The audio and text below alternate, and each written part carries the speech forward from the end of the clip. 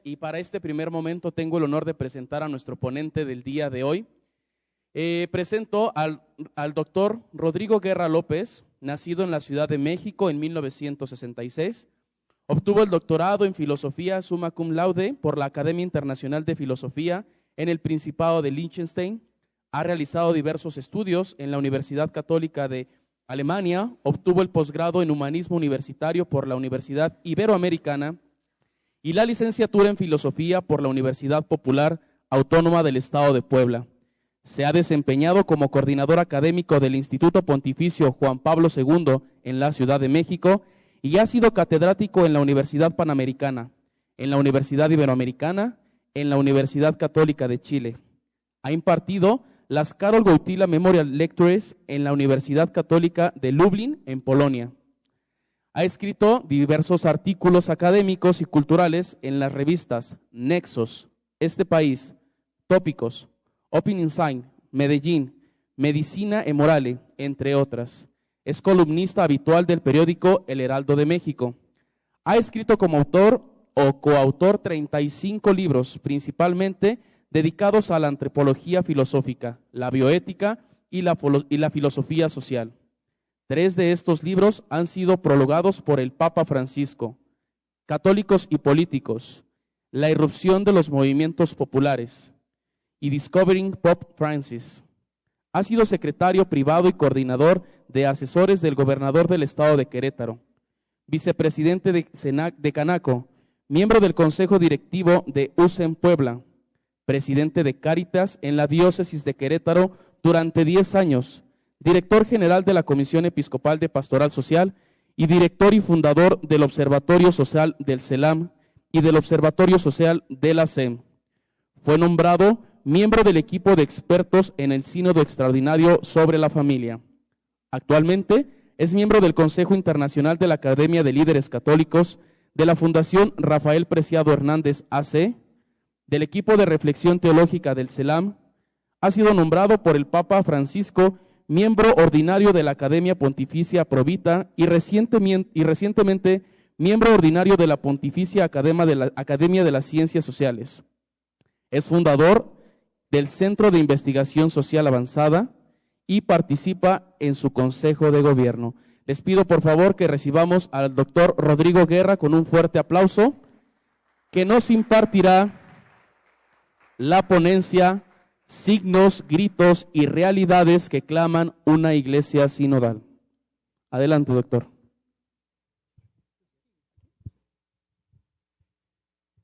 Muy buenas tardes, tengan todos ustedes. ¿Se escucha? Sí, ¿verdad?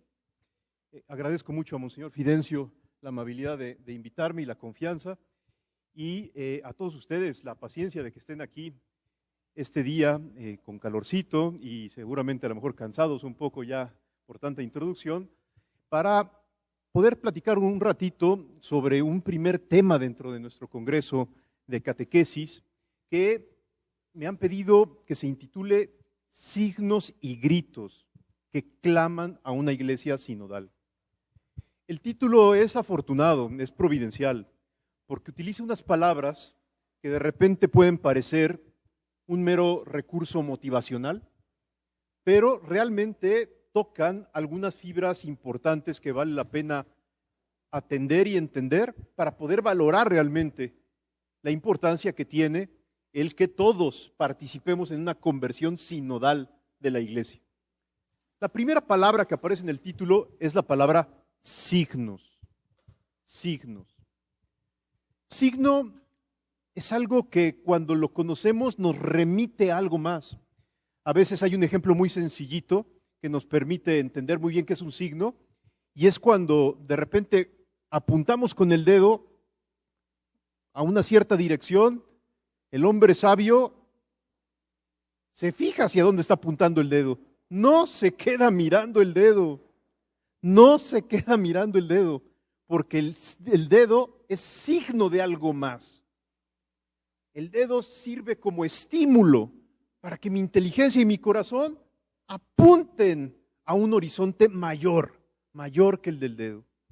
Este ejemplito tan sencillo y tan elemental nos puede permitir descubrir algo fascinante, algo profundo, algo muy propio de nuestra fe, y es que toda realidad es signo. Toda realidad apunta a algo más que ella.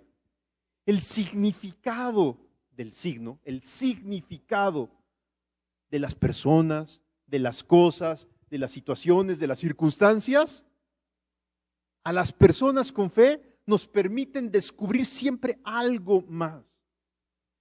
Voy a decir esto mismo de otra manera. Dios no actúa dentro de la historia a pesar de las circunstancias, sino a través de ellas. Y lo podemos reconocer si descubrimos en las circunstancias signos. Yo entiendo que a veces podemos todos caer en la tentación de ver como de manera mágica, hasta cierto punto esotérica, los signos. No sé si han encontrado en el camino de la vida personas que cualquier cosa que sucede, pues ya lo interpretan de una manera más o menos chabacana y hasta pseudo sobrenatural. Si un perro pasa por la casa, pues es que me lo mandó Dios. O si de repente sucede una cosa muy buena, pues es Diosito. Y si sucede una muy mala, pues también está. Eso tiene una parte de verdad, pero tiene un cierto límite. Tiene una parte de verdad porque, en efecto, nuevamente repito, toda realidad es signo. Lo importante es que el significado del signo lo descubramos a la luz de la fe. Y aquí es donde hay otra idea muy importante que el Papa Benedicto nos regaló. Es muy chiquita la manera de formularla, pero vale la pena como profundizar en ella y tal vez meditarla un rato. Que es cuando el Papa Benedicto nos decía, la fe es método de conocimiento. ¿Qué significa esto? Que las realidades, las circunstancias, muchas de tipo social, muchas de tipo eclesial, pues podemos escuchar a los especialistas, a los analistas, decirnos muchas cosas.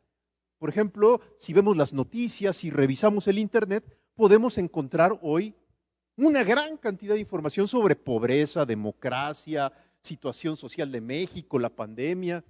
Si le rascamos un poquito más al internet, vamos a encontrar cuestiones sobre la iglesia, que si el Papa dijo, que si el Papa hizo, que si los obispos tales o cuales, etcétera.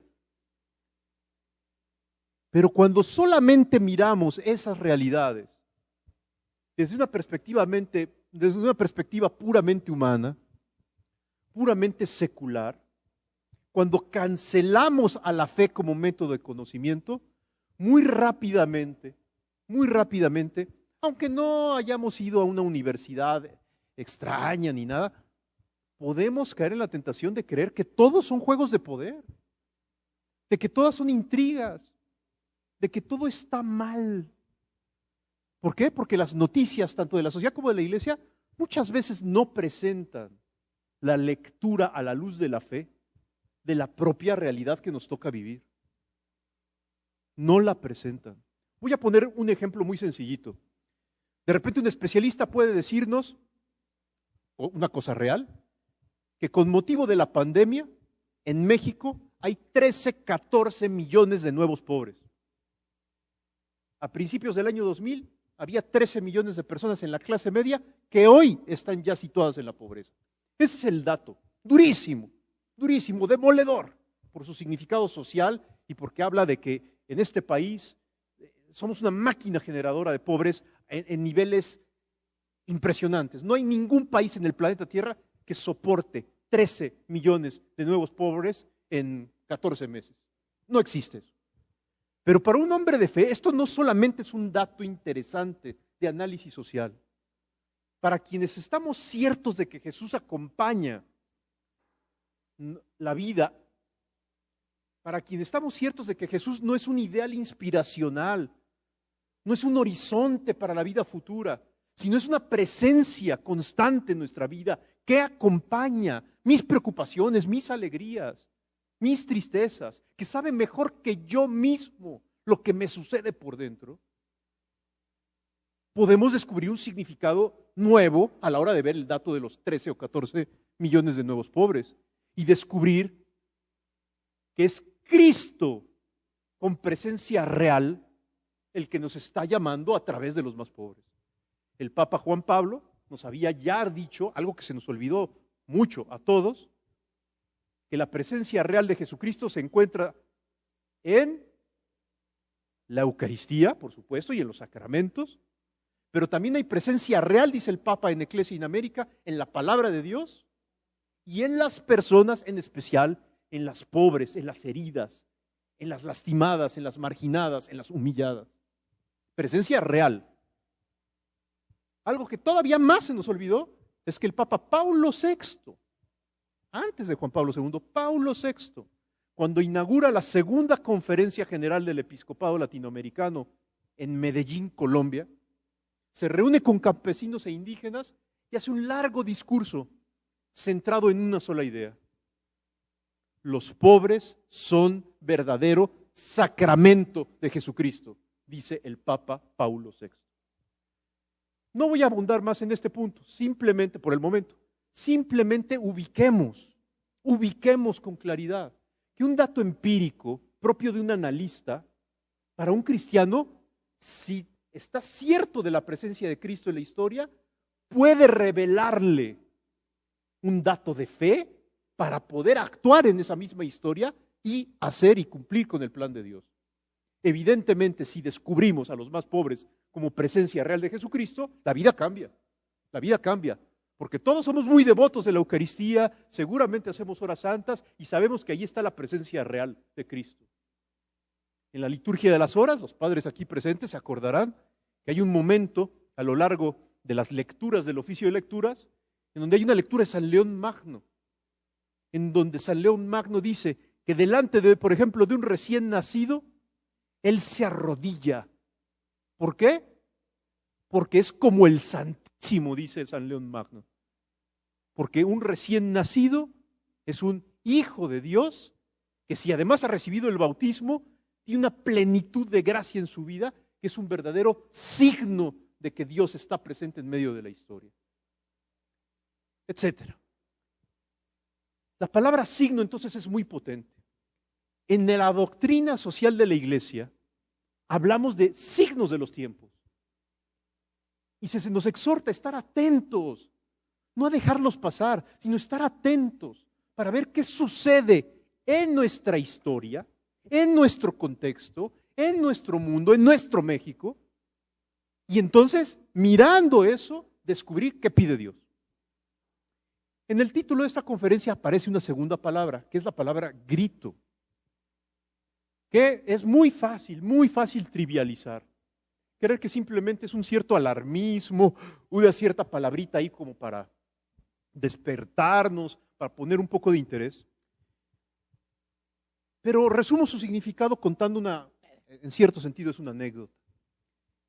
Estamos en el año 2014, el Papa está a punto de inaugurar, falta un día para inaugurar el Sínodo Extraordinario de la Familia, y se hace una asamblea de oración en Roma, van miles y miles de personas, la plaza de San Pedro se llena y todavía la vía de la conciliación se llena con personas en la noche, con velitas en las manos, rezando por el éxito del sínodo en donde se van a discutir los nuevos problemas del matrimonio y la familia. Se va a discutir el gran tema del amor herido.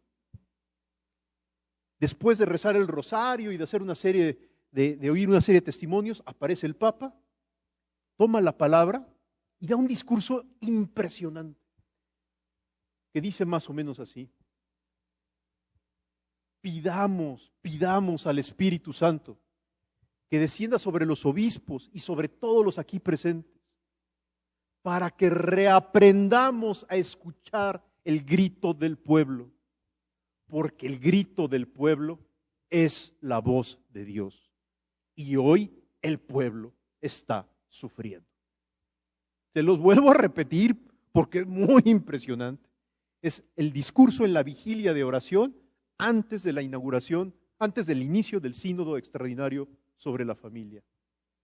Pidamos que el Espíritu Santo descienda sobre los obispos y sobre todos los aquí presentes para que podamos reaprender a escuchar el grito del pueblo, porque el grito del pueblo es voz de Dios. es verdadera voz de Dios. Estas frases tampoco son meramente motivacionales o retóricas. Estas frases implican una verdad teológica que hemos pasado de largo muchas veces y que en la teología más clásica se denomina sensus fidei fidelium. Existe un sentido de fe entre los fieles que es infalible, infalible, dice el Concilio Vaticano I.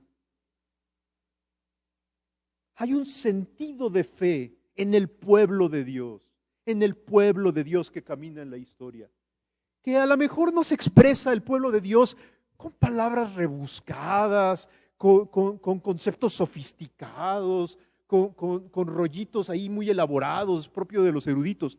A veces el pueblo de Dios se expresa con palabras muy sencillas, torpes a los oídos castos de los expertos, y a veces ni con palabras, sino con gritos, con gemidos. La palabra grito implica cuando el alma ha detectado que hay un motivo de preocupación, de tristeza, de angustia, y ya no sabe cómo hablar, entonces el alma grita, grita. Y eso es voz de Dios, dice el Papa. Es voz de Dios. Tenemos que aprender a leer los gritos y los signos que hoy nos regala la circunstancia social y eclesial para vivir la fe y para vivir en particularmente con ojos de fe el gran desafío de la sinodalidad. ¿Cuáles son los signos y gritos que hoy nos regala la vida social? Pues si hiciéramos el elenco completo serían muchísimos. Yo simplemente menciono algunos para provocar, para motivar, para que tratemos de mirar con atención que la realidad es también parte del plan de Dios, porque a través de ella se expresa parte de lo que Dios quiere que hagamos. En casi todas las conferencias como estas, siempre en la sesión de preguntas aparece alguien que pregunta, bueno, y todo eso tan bonito, ¿cómo se le va a hacer? ¿Cómo le vamos a hacer para tal cosa? Por ejemplo, para vivir la sinodalidad. Pues la primera lección es miremos las noticias, porque parte del cómo va a estar inscrito en los signos que logramos descubrir, primero en la realidad social y segundo en la realidad eclesial. En la realidad social de nuestro México, hoy tenemos que reconocer que, como nos enseña la Iglesia, estamos en medio de un cambio de época. Ese es un gran signo que caracteriza el momento histórico en el que estamos viviendo. Un cambio de época, más que una época de cambios, estamos en un cambio de época. Nos dice Aparecida, nos dice Evangelii Gaudium. ¿Qué significa cambio de época? Que las certezas, las seguridades, en las que a lo mejor muchos de los que estamos aquí fuimos educados, hoy ya no son certezas y seguridades para las nuevas generaciones. Cambio de época significa que los lenguajes, los símbolos, las maneras de convivir, de expresar, de vivir la vida, el amor, la verdad, la justicia, están cambiando radicalmente en las nuevas generaciones.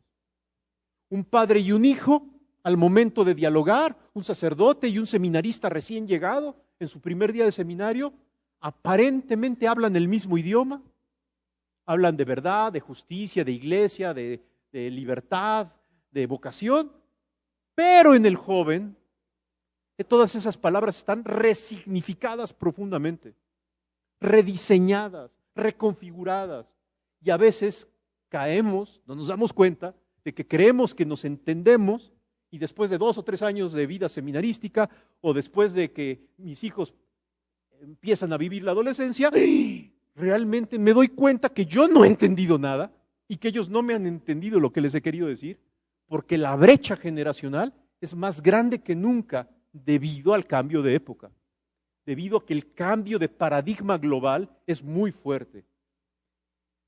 Este cambio a los viejecitos como su servidor, miembros de la tercera edad, nos da mucho miedo.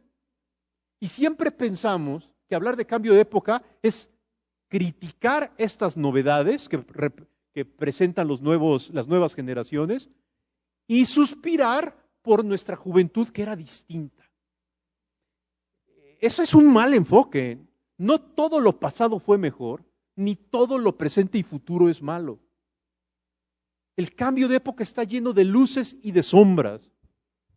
Tiene sombras, el irracionalismo, el emotivismo exagerado, pero también tiene luces, un aprecio nuevo que a muchos de nosotros nos faltó, de la vida afectiva, de la vida comunitaria, del diálogo y la paciencia, etcétera.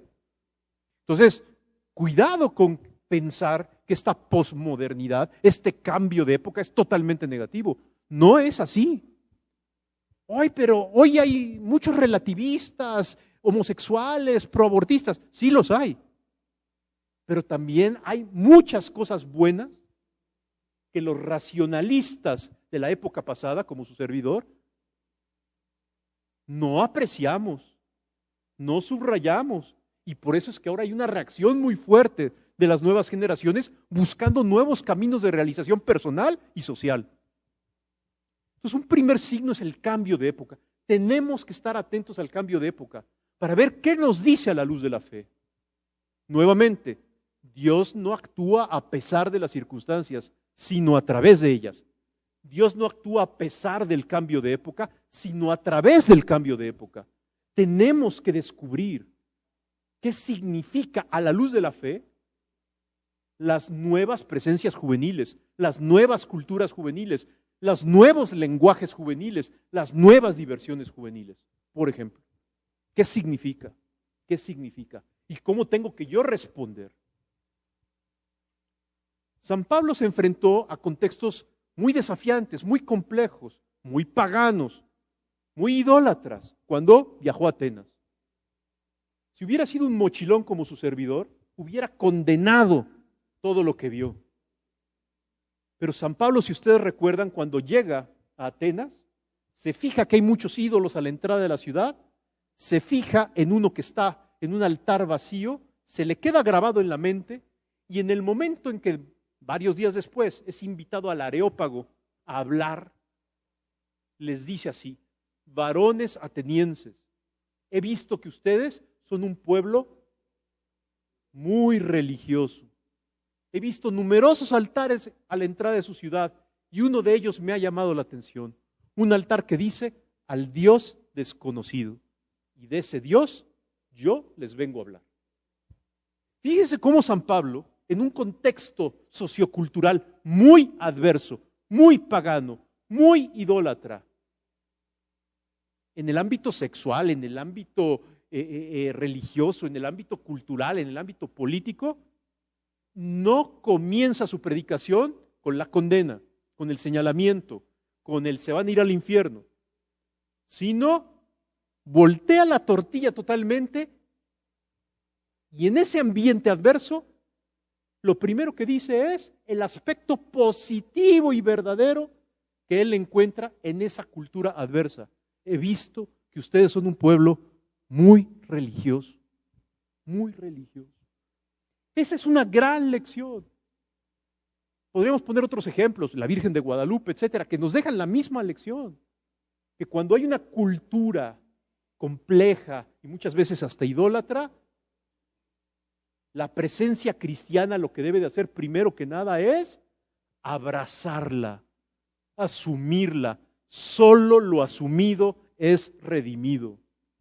Solo lo asumido es redimido. Una tesis cristológica importantísima de la teología dogmática, pero que tiene una traducción pastoral.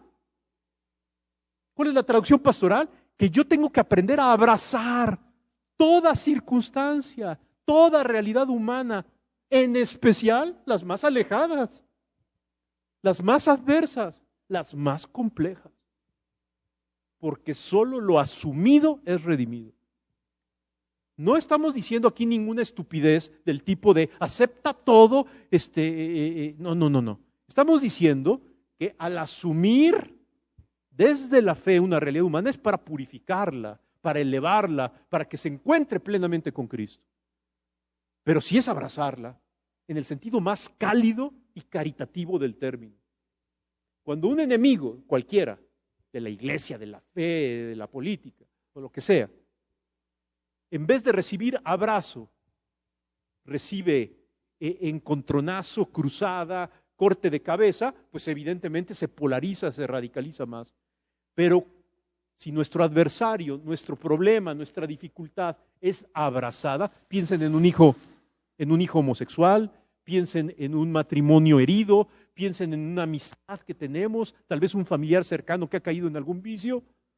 Si esa persona es abrazada, empieza un camino pedagógico que lo abre hacia Dios. Lo único que hace digerible la verdad es la caridad. Cuando la verdad se afirma sin caridad, destruye. Cuando la verdad se afirma sin caridad, destruye. Verdad y caridad deben de ir siempre unidas. Pero muchos de nosotros, medios talibanes, medios fariseos, medios celotes, creemos que basta decir la verdad para que ya eso sea un acto caritativo. No es cierto. La verdad, por ejemplo, muchas veces se tiene que anunciar con enorme paciencia, porque nuestro interlocutor necesita ir despacio para asimilarla. Despacio para asimilar. En catequesis ustedes son expertos en eso, en tener la paciencia adecuada para con los distintos edades además, ¿no? Los niños, los jóvenes, los adultos, etcétera. La paciencia adecuada para que la verdad de Cristo, que es plena, que es grande, que es maravillosa, se asimile poco a poco. Algunos podrán comer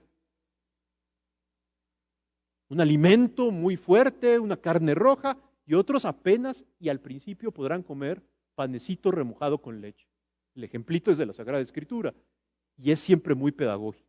No todos podemos aceptar todo de golpe y como si no nos quedara de otra. Conviértete ya. Pues no, así no es la vida. Así no es la vida. Entonces, una primera lección es fijarnos en el cambio de época para ver qué significa en términos pastorales. Tenemos que mejorar nuestras formas de penetrar la cultura de nuestro tiempo. Tenemos que penetrarla, que conquistarla, que reconquistarla y hacernos presentes como evangelizadores y catequetas, aún en los espacios y ambientes más nuevos, más vanguardistas, más periféricos. Porque si esperamos a que las personas se acerquen a la catequesis y a la evangelización bajo formas tradicionales que funcionaron hace 10, 15, 20, 30, 50 años, vamos a estar extraviados. Hoy hay que llevar la evangelización y la catequesis al internet, al Instagram. De repente alguien me dice, yo ya tengo Facebook. Sí, pero Facebook es para los viejitos. ¿Sí me explicó? Los viejitos nos sentimos recómodos en Facebook. Pero sí, o sea, uno puede detectar la edad psicológica de una persona preguntándole, ¿qué red social usas? No, Facebook. Ah, pues pásale aquí por tu credencial del INSEN. ¿Sí me explico? Pero evidentemente las nuevas culturas juveniles no se están cocinando en Facebook. No se están cocinando en Facebook. Se cocinan en otras redes sociales. Por poner un ejemplo de redes sociales. Pero lo mismo es en los lenguajes, lo mismo es en la pedagogía y en la didáctica propia de la catequesis, lo mismo es en el sentido misionero de la catequesis, de salir más allá de las aulas de la parroquia y llevarla a los lugares de encuentro juvenil, de trabajo, etcétera, a distintos ambientes.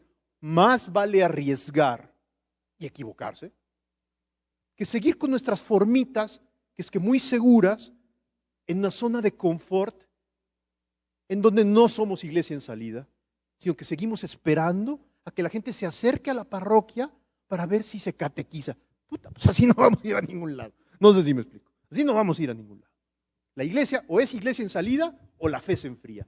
Solo la fe se fortalece dándola.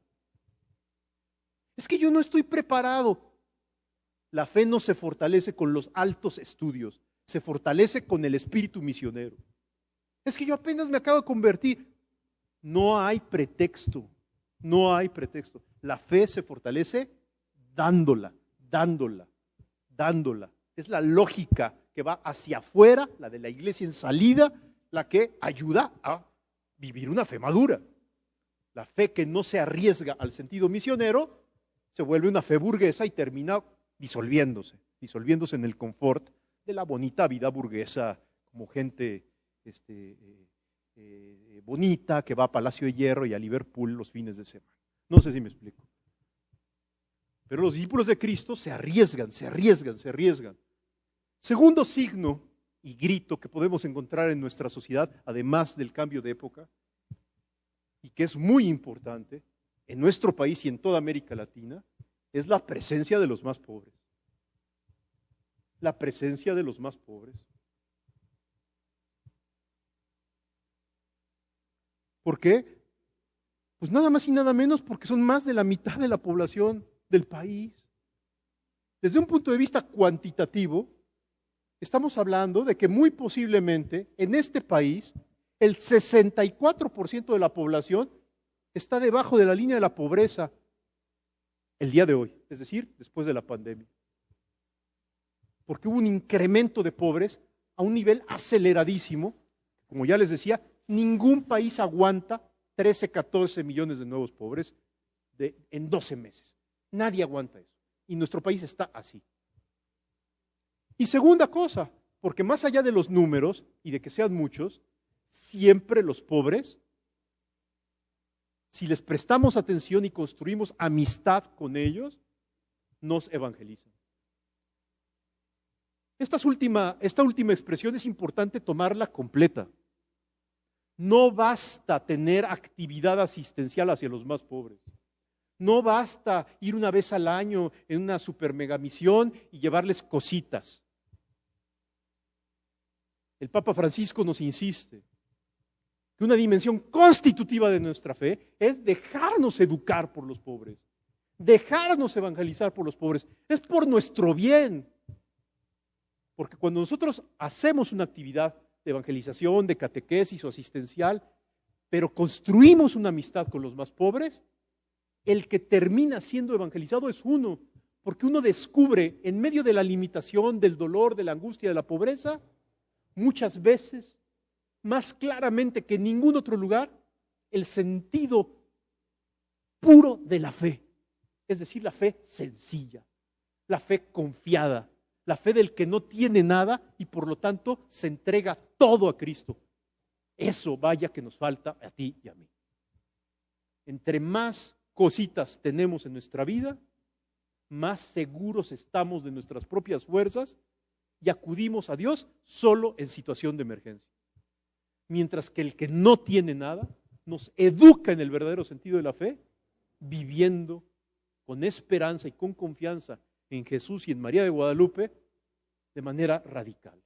Allí hay una segunda signo y grito que tenemos que aprender a entender y a atender: la presencia de los más pobres. La opción preferencial por los pobres no es optativa.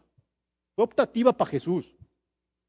Pero una vez que Jesús hizo su opción de nacer pobre entre los pobres, para ti y para mí es una dimensión constitutiva de la fe. Si yo creo en Jesús, no hay otra manera de vivir la fe más que construyendo servicio y amistad, dice el Papa, amistad empírica, amistad comprometida. Significa estar dispuesto a compartir la vida con los más necesitados, con los más humillados. Segundo lugar, a nivel social, además de los pobres, en donde hay un signo y un grito importante que en el fondo va a reclamar la sinodalidad, que es la presencia de la mujer. La mujer ha sido invisibilizada a lo largo de los siglos. Revisen cualquier libro de historia y sin necesidad de estar aquí leyendo loqueras de teorías de género y cosas por el estilo, revisen con ojos limpios simplemente cualquier libro de historia y se van a llevar una tremenda sorpresa, que es la narración solo de la dimensión masculina de la humanidad. Muy pocas figuras femeninas aparecen en la historia universal. Una de las pocas instituciones que al menos al contar su historia cuenta historias femeninas es la Iglesia, porque hay santas, porque hay experiencias femeninas relevantes en la historia de la Iglesia, pero es una situación realmente excepcional. que la Iglesia sí, desde hace muchos siglos, cuenta, narra, explica que hay algo valioso en las presencias femeninas, religiosas, laicas, etcétera, ¿no? Y ahí están todas las santas en la historia. Pero en general, en la historia de todas las culturas, de todas las civilizaciones y de prácticamente casi todas las religiones, la presencia femenina está invisibilizada, como si no fueran relevantes para la transformación del mundo. El que hoy comience a despertarse una nueva conciencia a favor de la mujer es un signo de los tiempos. Es un signo de los tiempos. Es una bendición que tenemos que primero que nada agradecer. Ya era hora. El Papa Juan Pablo, que no es sospechoso de ser liberal en ningún sentido, decía en Mulieris Dignitatem, que es la carta que él escribió explicando la misión y la vocación de la mujer en el mundo. Decía, la subordinación de la mujer al varón es fruto del pecado. Y los cristianos no estamos llamados a vivir de acuerdo a la ley del fomes, del pecado. El Papa Juan Pablo II ya nos decía eso. Ya nos decía eso. Si le hubiéramos hecho caso, sin necesidad de ninguna teología exótica, hoy la iglesia tendría un rostro bien distinto. Bien distinto. Porque varones y mujeres seríamos apreciados de manera igual en la sociedad y en la iglesia. Pero no le hicimos caso. Y hoy seguimos teniendo en muchos espacios y ambientes de la sociedad y de la iglesia la misma situación que en tiempos de Juan Pablo II, de Paulo VI, de Juan XXIII, de Pío XII o de León XIII. ¿Y cuál es esa situación? Que a la mujer se le atiende, se le sonríe, se le pide que limpie el salón, ¿sí me explico? Que lave la ropa interior del padrecito, que limpie el templo y hasta ahí. Pero cuidadito con que a una mujer se le ocurra decir, oiga, yo pienso que, porque entonces es una histérica. Que una mujer levante la voz, porque es una gritona. ¿Sí me explico? Y cositas por el estilo. Si un varón levanta la voz, es de personalidad fuerte. Si una mujer grita, es una histérica. No sé si me explico. Ese tipo de visión de machirrín alfa dominante que yo tengo y que muchos de los varones tenemos, es patológica, es enferma, es viciosa y es antievangélica. Jesús no miraba así a las mujeres. Jesús no convivía así con las mujeres. Jesús y las mujeres son un kairos en la historia de la humanidad que muy rápido se olvidó y que hoy necesitamos reivindicar. No para proclamar un feminismo exótico, sino para proclamar el verdadero feminismo que brota de la Sagrada Escritura y de una recta comprensión del depósito de la fe. Más aún, en el misterio de la redención, la mujer tiene un lugar especialísimo, porque sin el fiat de María, el misterio de la redención no se hubiera dado. Primera cosa. Y sin una mujer que fuera, primero que nadie, a atestiguar la resurrección, los varones no hubieran recibido la buena noticia. El primer querigma fue femenino. Cristo ha resucitado. Y quien anuncia por primera vez, el primer anuncio sobre la resurrección fue una mujer. Eso no es secundario. Eso no es teológicamente irrelevante.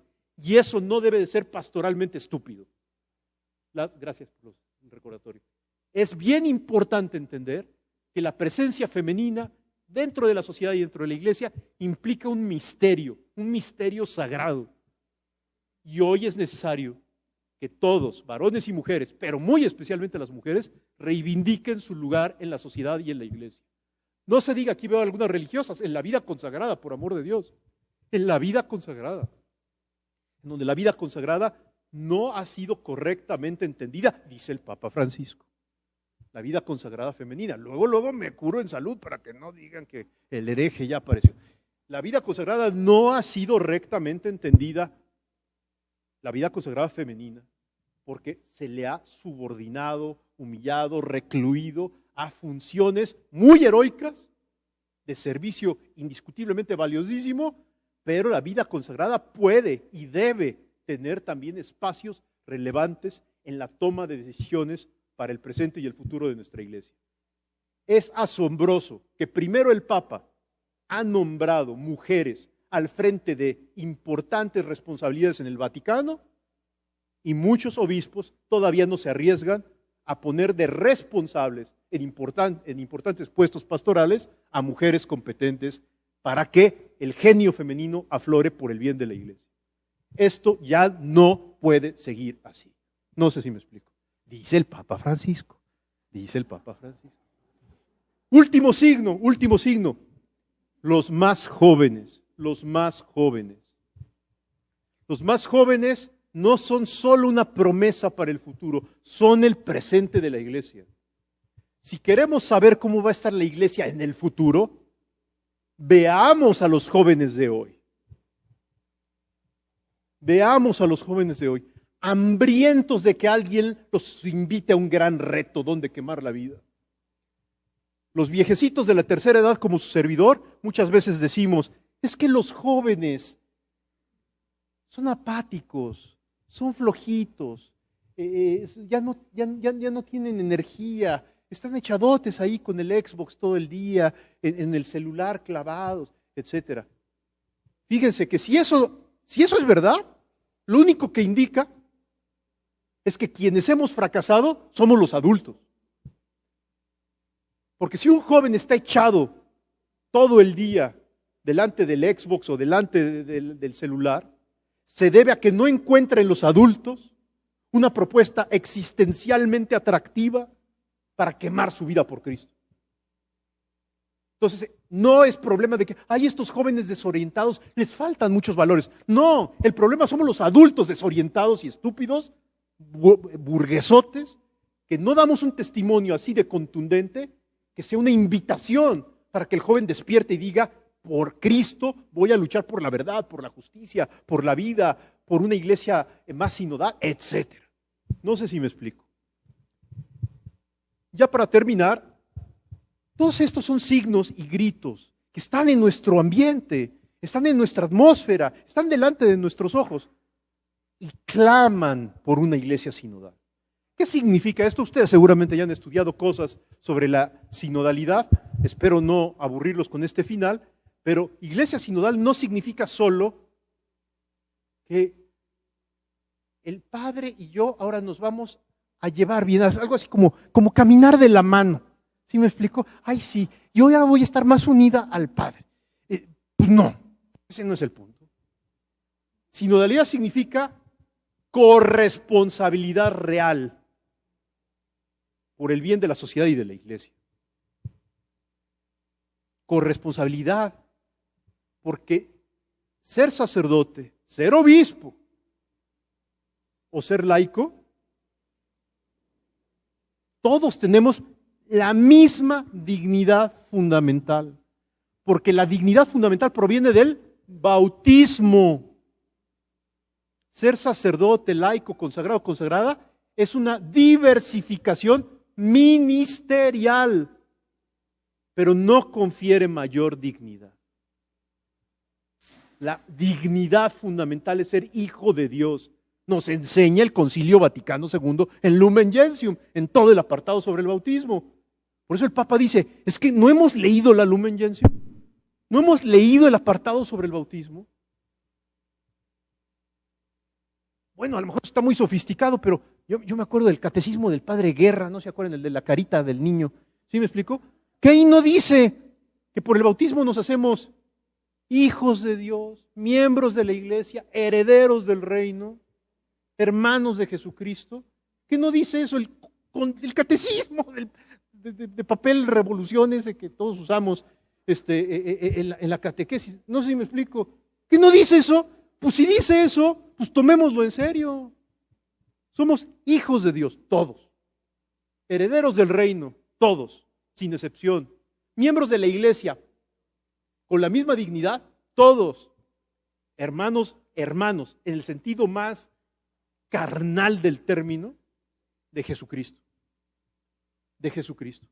Si es así la cosa, la diversificación ministerial, el que haya ministerio de un tipo o del otro, que el sacerdote, el obispo tengan un ministerio particular dentro de la iglesia, no debe de significar que entonces yo soy una especie de peón en un juego de ajedrez perfectamente sacrificable, sino que yo tengo derechos y obligaciones al interior de la iglesia que debo de conocer y aprender para poder participar más dignamente en ella. La sinodalidad no significa disminuir la autoridad de los obispos y de los sacerdotes. No significa caer en un democratismo estúpido. Significa reaprender a escucharnos sabiendo que todos tenemos la misma dignidad. ¿Cuánta cultura de la escucha nos hace falta? Somos re buenos para hablar. Los conferencistas, úchale, nos echamos rollazos inmensos. Ya me dijeron que me quedan 1 minuto. Entonces ya me están diciendo que le corte 3 minutos. Entonces que le corte. Pues tiene toda la razón, porque somos re buenos para hablar, pero no para escuchar. Y acuérdense, el cristiano es oyente de la palabra, oyente de la palabra. Tenemos que aprender a escuchar la palabra de Dios y la palabra de Dios en la Biblia y la palabra de Dios también en la circunstancia y en la presencia y en el dolor y en la aflicción de mi hermano. Entonces, como oyentes de la palabra, tenemos que crear una cultura eclesial nueva. A todos nos va a costar mucho trabajo. El Papa Francisco lo resume. El Papa Francisco lo resume en una sola expresión. Ya basta de clericalismo. Malo que algunos sacerdotes sean clericales, verticales, autoritarios y aplasten y supriman el papel de la vida consagrada y de los fieles laicos y laicas. Pero lo más malo no es eso. Lo más malo es que muchos consagrados, consagradas y fieles laicos nos lo creemos y lo aceptamos y hasta lo aplaudimos. Y creemos que el laico comprometido es el que se la vive en la sacristía. La misión propia y específica de los fieles laicos no es vivir en la sacristía. No es cargar el incensario ni cantar en el coro. Todas esas actividades son muy dignas. Las hacemos los laicos de manera subsidiaria, pero no son nuestra misión propia y específica. La misión propia y específica de los fieles laicos, nos enseña el Concilio Vaticano II, es transformar el mundo según Cristo. Es decir, los laicos tenemos que oler a banqueta, a calle, a mercado, a vida familiar, a la escuela pública, a escuela privada, a sindicato, a partido, a gobierno. Ese es nuestro lugar ordinario de santificación. Y se tiene, pues sí, que los fieles, la misión propia y específica de los laicos es estar bien metidos en el mundo. No nos santificamos en la sacristía, sino en el mundo. En el mundo. Y si vamos a la sacristía, es para ayudarle subsidiariamente al Padrecito, que no puede con todo, y que qué bueno que le ayudemos. Pero que nunca, nunca la colaboración en actividades intraeclesiales suprima nuestra vocación propia y específica. Por eso en la catequesis, y más la dada por laicos, tiene que oler a doctrina social, tiene que oler a laico. No podemos dar la misma catequesis que tal vez da el sacerdote o la religiosa. Los laicos tenemos que aprender a evangelizar y a catequizar al modo de los laicos. Y eso significa reivindicando. Eso significa reivindicando nuestra propia identidad secular. Los laicos tenemos que aprender a vivir como iglesia, es decir, en comunidad, esta identidad, nunca solos. Por eso la comunidad de discipulado misionero es tan importante, que los matrimonios nos acompañemos como comunidades de fe para no naufragar en la vida cristiana. Matrimonio que vive en soledad su vida cristiana, matrimonio que muy rápidamente entra en crisis. La comunidad nos recuerda, nos ayuda a los motivos para perseverar. Y además, si es verdadera comunidad cristiana, nos saca de la zona de confort y nos manda a la misión.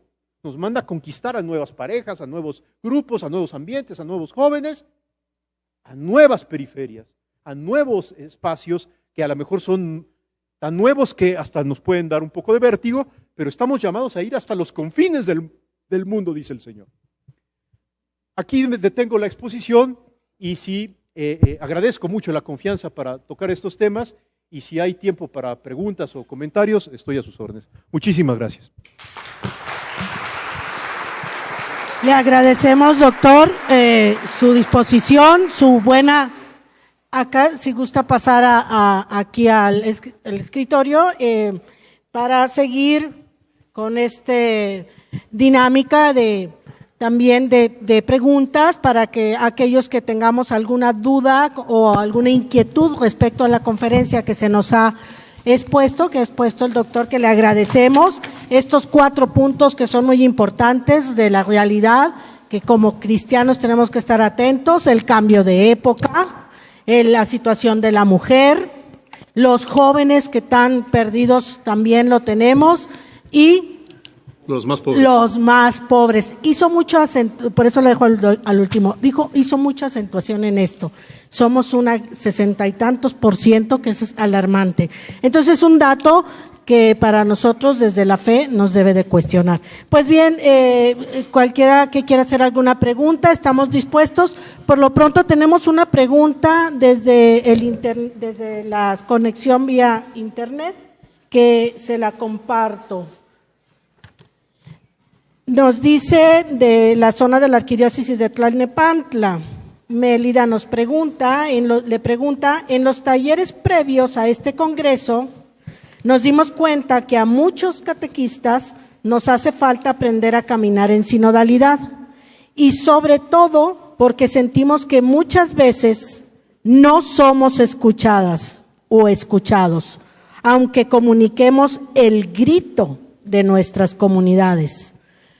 ¿Cómo hacer para ser escuchadas desde los ámbitos superiores de la Iglesia?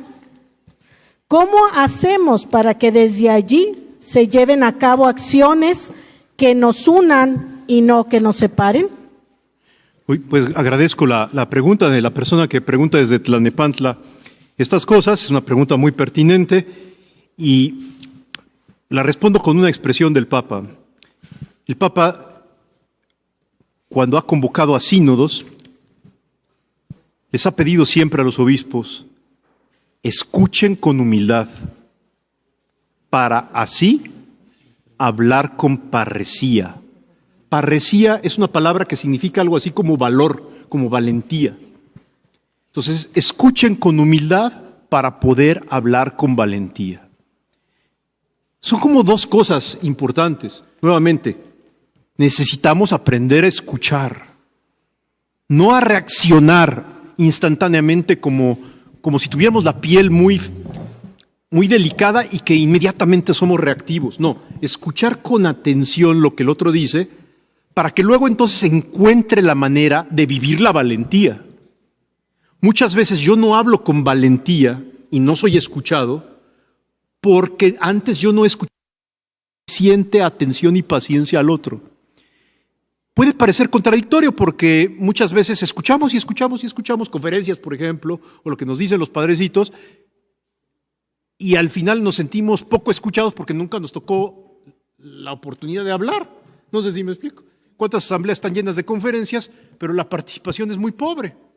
Entonces, no, el mensaje del Papa no es para caer otra vez en ese error, sino es para escuchar con atención, podríamos decir, y entonces encontrar así la oportunidad adecuada para vivir con valentía el riesgo de hablar, el riesgo de hablar.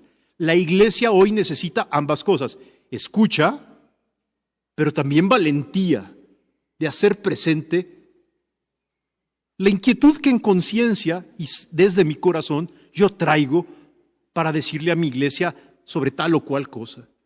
Evidentemente hay un momento en que hay que pedir la gracia de Dios para que nos dé la fuerza profética para hablar con caridad y con claridad, caridad y claridad, y también un acto de voluntad, que me tengo que lanzar al ruedo de manera más decisiva. Hoy tenemos la ventaja de que hay de aquel padre que interprete esa valentía como algo fuera de lugar, porque es el Papa, la autoridad del Santo Padre, la que podemos tomar como argumento y decirle: perdóneme, pero el Santo Padre aquí sí manda. Y el Santo Padre nos pide que nos escuchemos y nos dejemos hablar mutuamente. Evidentemente tendrá que haber prudencia, evidentemente tendrá que haber moderación, tiempos bien definidos. A muchos nos encanta tomar el micrófono y no soltarlo y echar conferencias y demás. En los sínodos, los obispos tienen 4 minutos para hablar. Y si se pasan un segundo, les apagan el micrófono. Así es de clarito. Aquí, para nuestra sensibilidad exquisita latinoamericana, si nos apagan el micrófono nos ponemos a llorar y hacemos un circo y yo tengo derecho ¿sí me explico? No. En los sínodos de los obispos, con el Papa presente, todos los obispos pueden hablar, escuchar con humildad y hablar con valentía durante 4 minutos. Exactamente. Nada de que un poquito más porque ya voy a terminar. Ni más. Se le apaga el micrófono al señor cardenal. Yo vi como, por ejemplo, al cardenal Sodano le apagaban el micrófono. Al cardenal Sodano. ¡Pum! Ya, se acabó. Oiga, pero es el cardenal Sodano. Al Papa le importa un pito quién sea el cardenal Sodano. ¿Sí me explico? Le importa un pito. Se acabó su tiempo. Y así también con nosotros. Tenemos que aprender a crear los modelos de orden, de prudencia, de brevedad, para que todos podamos ser escuchados. Muchas gracias. Tenemos otra pregunta, doctor, aquí, si gusta hacerla, por favor. El ámbito catequético trabaja con la familia. Me gustaría que nos dieras algunos criterios para fundamentar y asumir que la familia es ese espacio natural para vivir la sinodalidad. La pregunta pues puede llevar a muchas reflexiones, nada más digo una sola idea. Para la Iglesia hablar de la familia es hablar de sí misma. La familia no es un tema más. La Iglesia, primero que nada, es familia. Primero que nada es familia. Entonces, ya ven que tenemos pues, departamentos, divisiones, áreas, dimensiones hoy diversificadas, que jóvenes, que vida, y de repente por ahí aparece familia. No sé si me explico. Y a veces, sin querer queriendo, creemos pues, que es un tema más de los muchos que hay que atender. Y no es así. Para la Iglesia, hablar de la familia es hablar de sí misma. Porque el tema de la familia es el tema eclesiológico por excelencia. La familia es verdadera iglesia doméstica. Entonces, evidentemente, es buenísimo que la catequesis y la familia estén vinculadas estructuralmente, porque eso significa que la catequesis nunca estará hablándole a una iglesia abstracta, sino una iglesia real, que es la que hay en las familias. La verdadera iglesia de Cristo es la que hay, y la que hay es esta. ¿Sí me explico?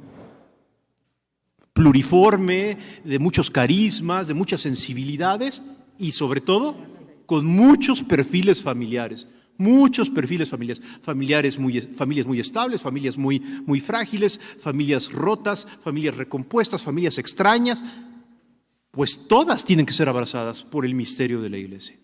Entonces, hasta ahí le dejo, tal vez habría que decir muchas más cosas, pero bendito sea Dios que la familia no es un tema más, sino es el tema fundamental para que la Iglesia entonces desde la base resurja. Toda reforma de la Iglesia implica reforma y conversión de las familias. Si no se empieza por ahí, pues todo se queda en palabritas y en poses y en etiquetas y en logos, pero la Iglesia real no cambia, ¿no? El tema es la familia, claro. Muchas gracias, doctor. Tenemos otra pregunta de nuestra comunidad virtual y nos dice, ¿qué diferencia hay entre pobreza espiritual, mente de pobre o pobreza simplemente? De la Universidad Católica Virtual de México. Sí, la palabra pobre admite varios significados. En la Sagrada Escritura se dice anawim. Anawim es la viuda, el leproso, el niño, el que no tiene que comer, el que por alguna razón es marginado, la mujer es anawim. No sé si me explico. Es decir, todas las formas de marginación son pobreza. ¿Eso qué quiere decir? Que no solamente la palabra pobre se refiere al pobre económico, pero tampoco el concepto es tan amplio que todos somos pobres porque a todos nos falta Dios en el corazón. No, tranquilos. De acuerdo a la Sagrada Escritura, la palabra pobre sí es amplia, pero no tan amplia como para que no. Tiene un sentido. La podemos traducir como cualquier forma de marginación, de exclusión, de ser apartado, de ser excluido. O sea, en cierto sentido, pobre es todo aquel que no es aceptado por una comunidad. Eso significa pobre. Pobreza de espíritu es otra cosa. Es un don y una virtud que debemos de practicar los cristianos para vivir libres de los bienes materiales.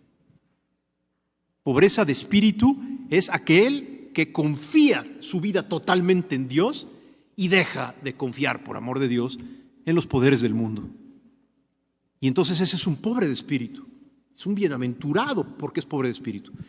Entonces, tenemos que tener cuidado aquí porque hay una tendencia al interior de la iglesia de creer que sí, la opción preferencial por los pobres es muy bonita, pero todos somos pobres. Pobreza no, porque si la reducimos a la cuestión económica, entonces te vuelves marxista. No.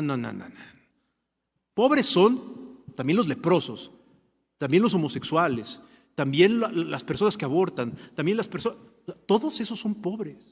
Y la opción de la iglesia preferencial es por los pobres, para atenderlos en su necesidad, a través del método de construir amistad con ellos. ¡Ah, caray! Qué distintas se ven las cosas cuando vemos esto así. El Papa Francisco se ha desvivido en las catequesis, ahí en las misas en Santa Marta, para explicarnos esta verdad. Y es muy importante ya darle el golpe en fidelidad al magisterio del Santo Padre. Muchas gracias. Doctor, tenemos otra pregunta. Nos dicen, las crisis más agrias de la Iglesia, como son las causadas por los abusos, ¿se consideran como gritos que exigen sinodalidad? ¿Y de qué manera afrontarlos? Ese sí tema es excesivamente grande y no lo podemos tratar aquí prácticamente casi de ninguna manera. A lo mejor amerita una exposición mucho más amplia. De manera muy sintética, yo lo único que diría es, la crisis de abuso sexual es un signo también de los tiempos, es un grito de nuestra iglesia, dolorosísimo. El Papa Francisco ha pedido que el modo para tratar esta crisis sea cero tolerancia. Así de claro. Cero. Un poquito, no, cero. Y reparación del daño. Por eso los grupos, movimientos y congregaciones que han afrontado esta crisis con sus propios miembros y no reparan el daño, no buscan atender pastoral, psicológica y materialmente a las víctimas, no están atendiendo las indicaciones del Santo Padre. Esto es bien importante. Y ahora bien, los victimarios. Este es un tema que no se toca y que desde mi punto de vista también es importante tocar. No las víctimas, sino los victimarios, los que abusan, que cometen a veces crímenes abominables y sin embargo también merecen acompañamiento jurídico, psicológico y pastoral. No para exentarlos de sus responsabilidades, sino para que la iglesia también se haga presente ante la incongruencia y el crimen que estas personas muchas veces han cometido. A su servidor, por una serie de situaciones personales, le ha tocado lamentablemente tener que escuchar y que atender en cierto sentido a víctimas desde el año 96. Es tremendo, es escalofriante. Y con toda la solidaridad y simpatía por las víctimas, también hay que ponerle atención a los victimarios que merecen muchas veces pena de cárcel, pero merecen no ser abandonados pastoralmente. Eso también es importante decirlo, porque en el momento en que abandonamos a un ser humano altamente pecador por su pecado, traicionamos el mensaje de Jesús, que siempre va por la oveja perdida. por la más perdida, es decir, por mí. Muchas gracias, doctor. Tenemos otra pregunta aquí de presencial. La hermana Roberta le va a comentar.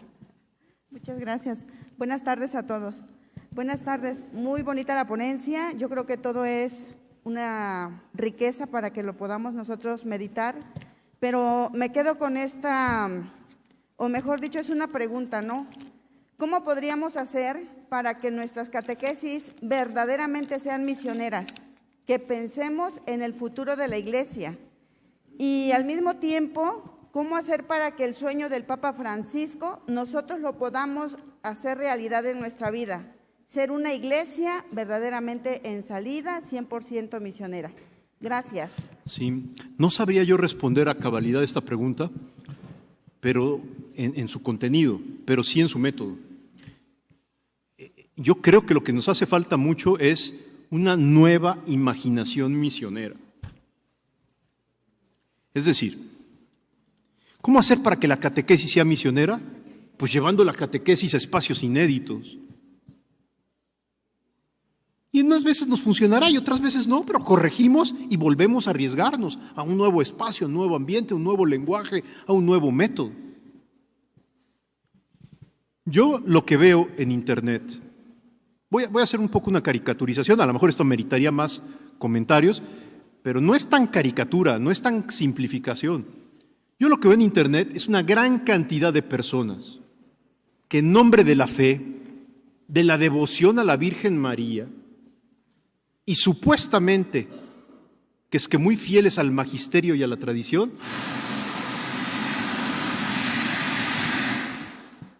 se dedican a mortificar al Papa Francisco todos los días.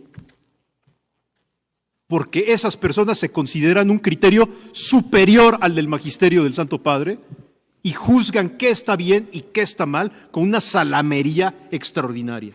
Eso sí, lo noto por todos lados en el Internet, pero no noto métodos y presencias catequéticas inundando YouTube, inundando Facebook y Twitter. No lo noto. Seguramente las hay, ¿eh? Más bien, sí las hay.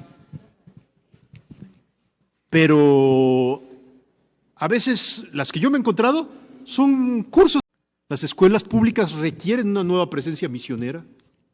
Oye, pero es que no nos dejan dar clases ahí de catecismo. No, yo no estoy diciendo eso. Estoy diciendo que se requiere que misioneros jóvenes, a lo mejor alumnos, a lo mejor maestros, aprovechando que están al interior de la escuela pública, aprovechen esa ocasión para promover, hacer amistad y promover con quien se quiera, con libertad y se deje, espacios de formación catequética interesantes. Voy a poner un ejemplo, nada más para que se entienda hacia dónde voy en este punto. Si 3 o 4 personas homosexuales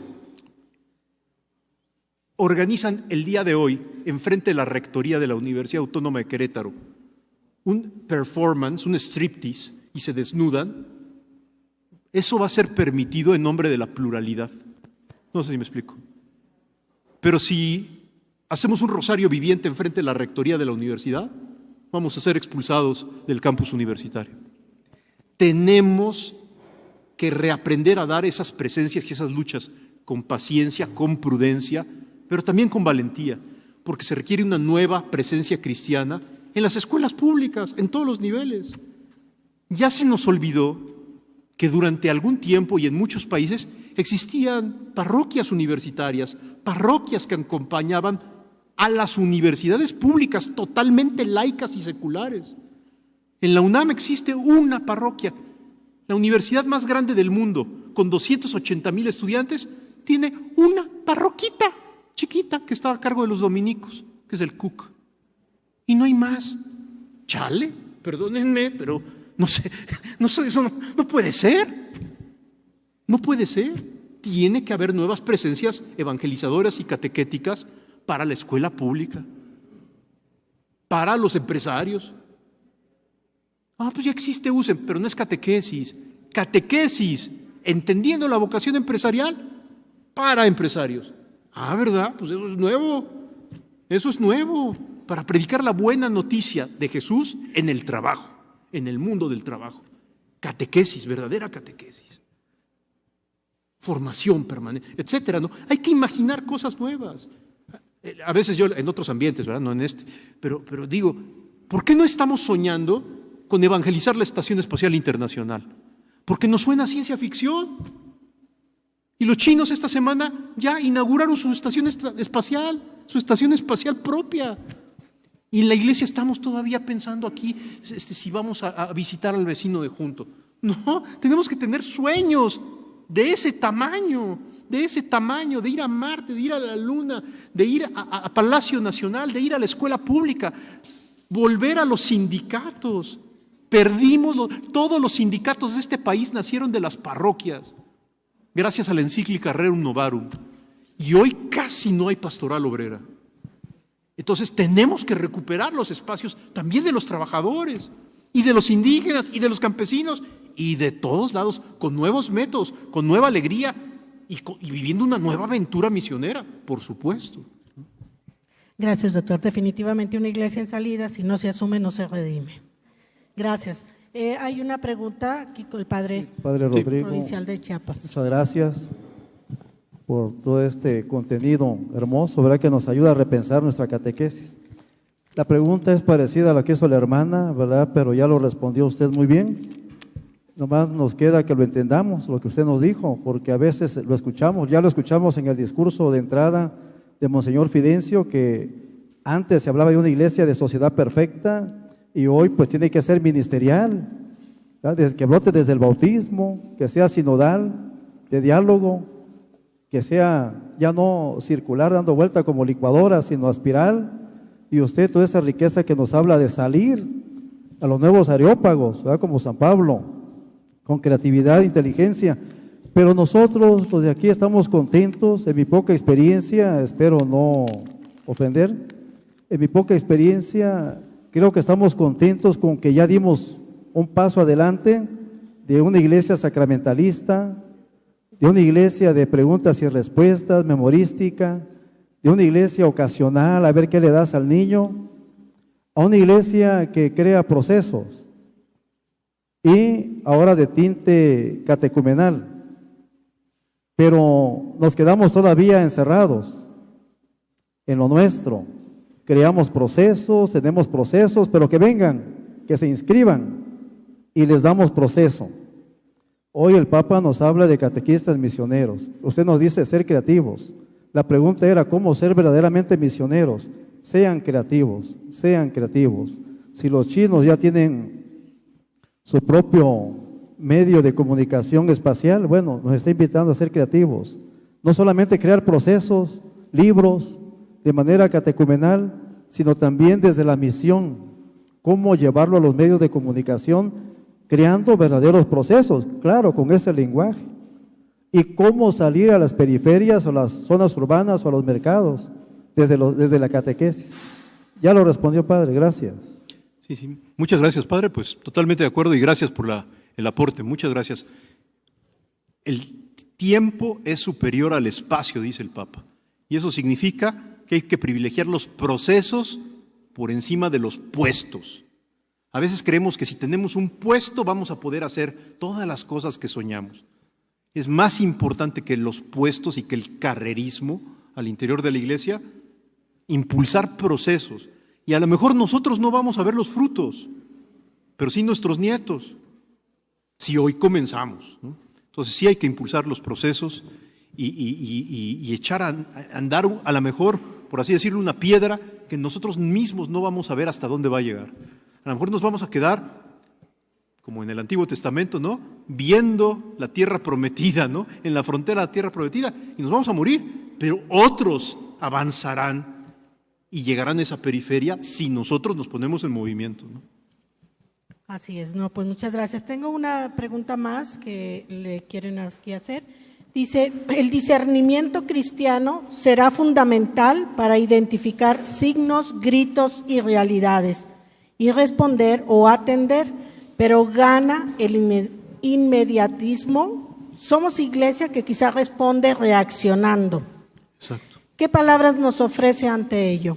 Sí tenemos el vicio en México y en otros países de América Latina de ser reaccionarios, es decir, de actuar por reacción. Al interior de la iglesia además hay grupos especializados en este enfoque que dan pláticas más o menos así. Primero te enseñan el enemigo y luego, viendo que grande es el enemigo, te invitan a actuar. Acción por reacción. Esa no es la pedagogía de Cristo. Cristo no vino a anunciar apocalipsis, es decir, en el sentido negativo del término. O sea, no vino a anunciar desastres para alertarnos y ponernos en movimiento. El anuncio de Cristo es querigmático, es la muerte ya no domina, el pecado ya no domina, yo he vencido al mundo. Ese es el anuncio de Cristo. Tenemos que aprender a actuar querigmáticamente, es decir, que con problemas o sin problemas siempre seamos misioneros.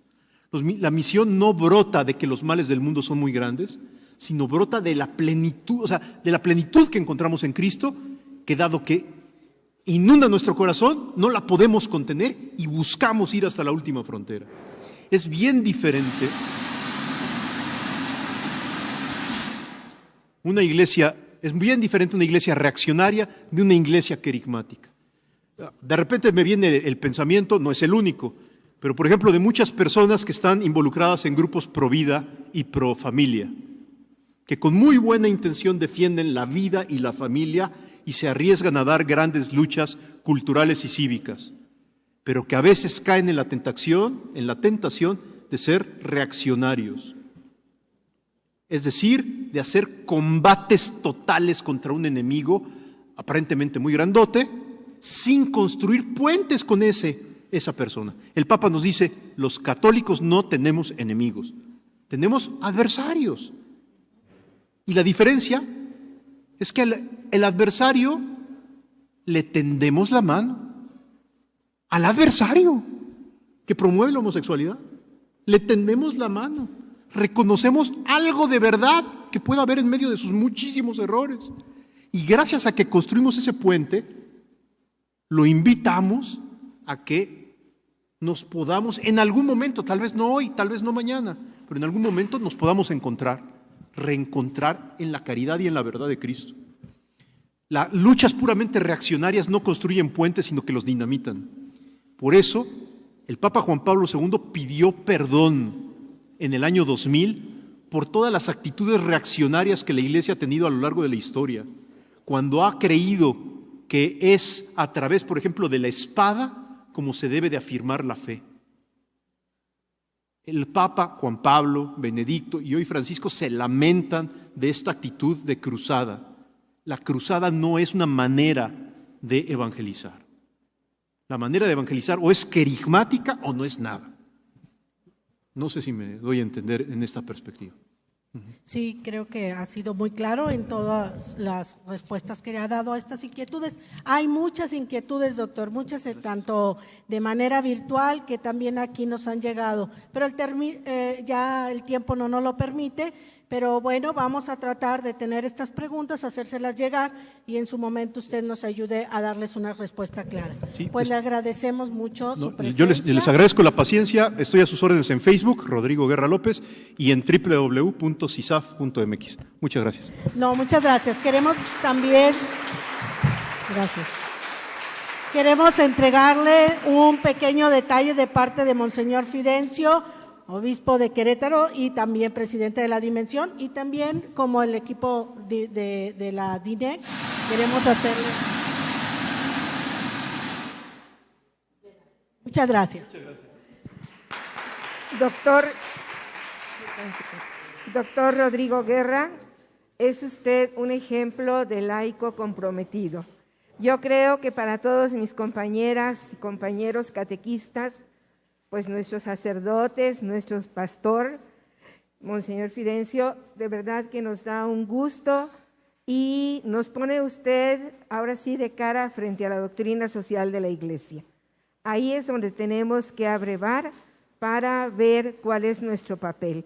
Se necesita un catequista nuevo, renovado, como ya lo decían los documentos de la Iglesia que nos han ido dando, pero yo creo que en este momento todos salimos muy motivados para ser comprometidos socialmente, ir donde nos necesita el más pobre. Doctor Guerra, muchas gracias